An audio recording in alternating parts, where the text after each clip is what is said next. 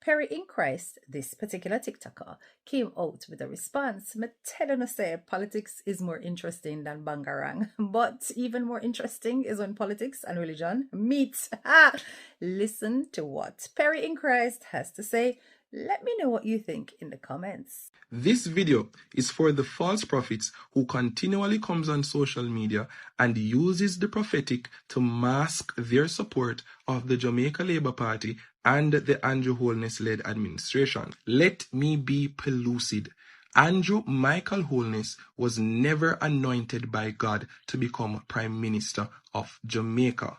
Jamaica exists in what we call a democratic society where the will of the people prevails. God gave mankind the power of choice, and he will never take that back. So what you saw on September 3rd was the will of the people prevailing, not the will of God. Some may even argue to say that the election was tampered with, but that is a conversation for another time, and that is not the point that I'm trying to bring across. The point that I'm bringing across is that the persons who hide behind the prophetic to support their political party, it is not only hypocritical, but it is a great deception, and it must be called out.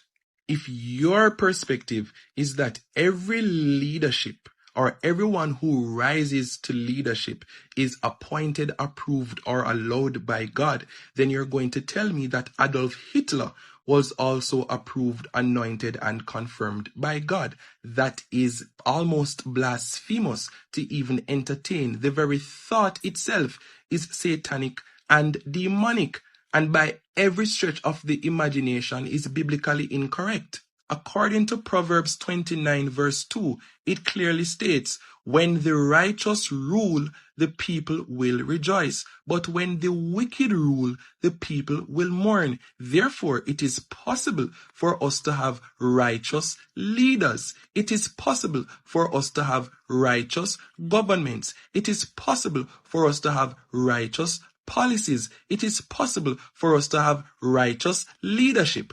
Based on what we even saw from the Prime Minister yesterday publicly stating, and I quote, "Me no afraid and nobody," aggravating the political landscape. Not only that, using divisive language. Not only that, descending into the fray when you should be above it, telling people that he's willing to go toe-to-toe with them simply because persons have a difference in opinion.